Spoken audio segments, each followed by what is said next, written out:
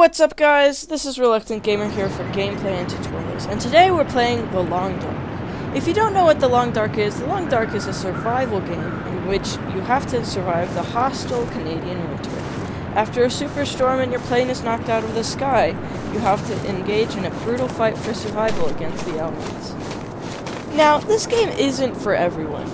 There's a lot of walking and it's very slow-paced. You won't get that action-packed adventure that you want.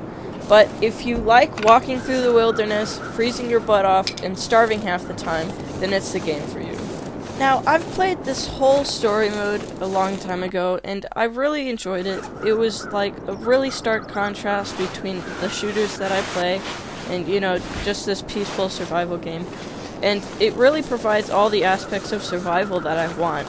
Like, there's crafting, like, you have to worry about temperature here, which is really a pain in the butt sometimes, but it all forms together to create this wonderful game experience, and I think the developers did really well with the art design too, and basically just the wildlife and all the looting aspects, it all fits together. Like, it's a wonderful game.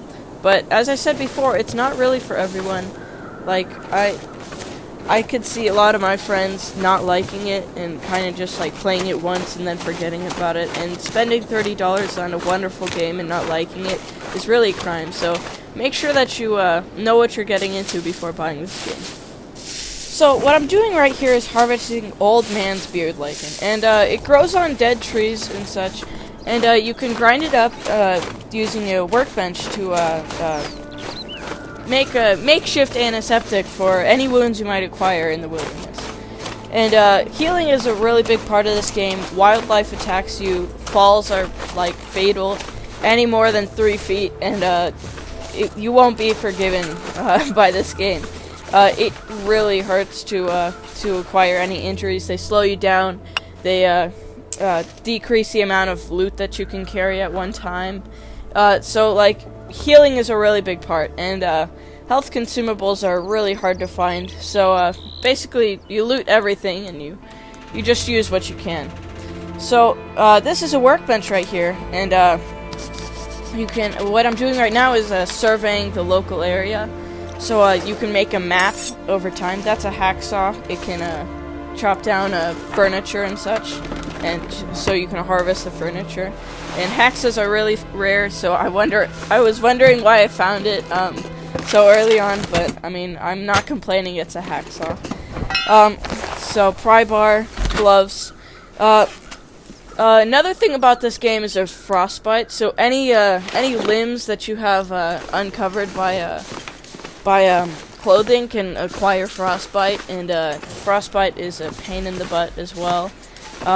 You really don't want to get frostbite. It takes forever to go away, and you have to stay warm the entire time. So yeah, looting is also a big part of this game. Like, things are really discreet, and you have to look everywhere. I probably missed 1 or 2 things in that barn right there. You can search vehicles as well. So you can search their glove box and look on the floor for their items. You can find ammunition, spray paint, and granola bars in glove boxes. And trucks sometimes have something in the back.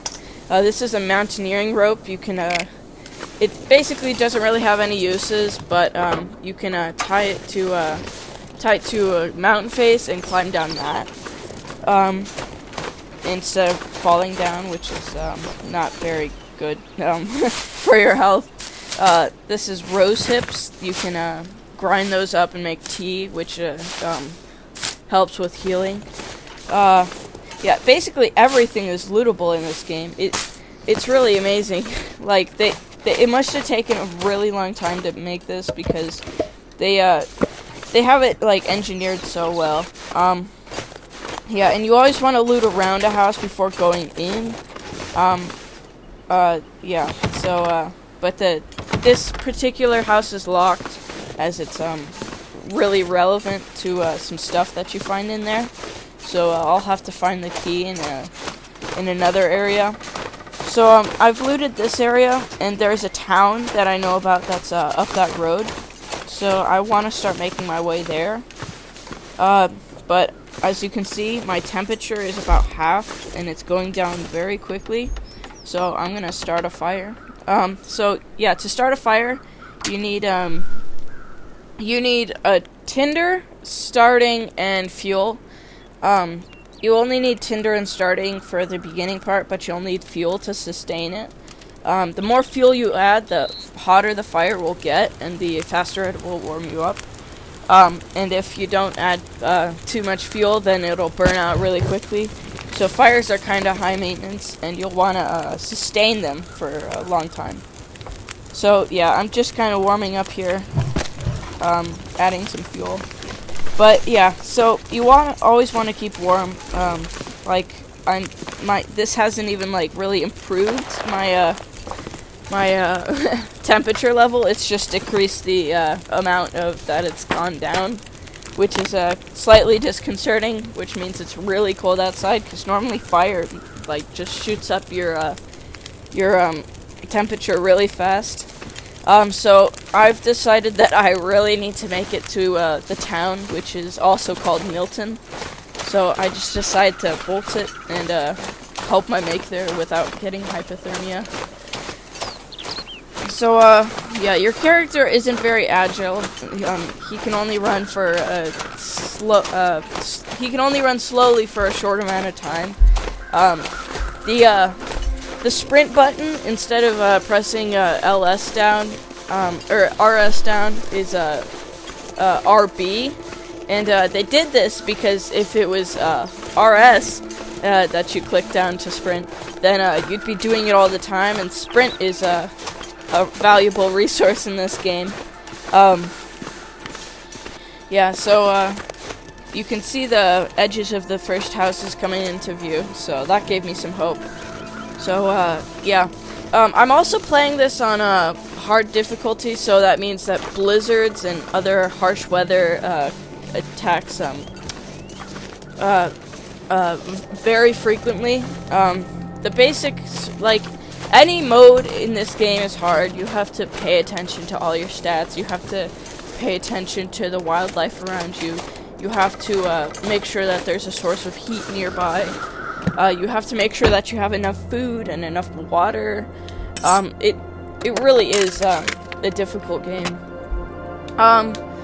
Yeah, the story mode kind of goes easy on you, so I'm a little bit pampered by the story mode, which I should be thankful for.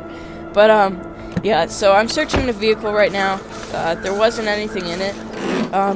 The trunks of the vehicle can sometimes be locked, but with that pry bar that I acquired earlier, I can pry it open. If you don't have a pry bar, then you won't be able to pry open lots of things.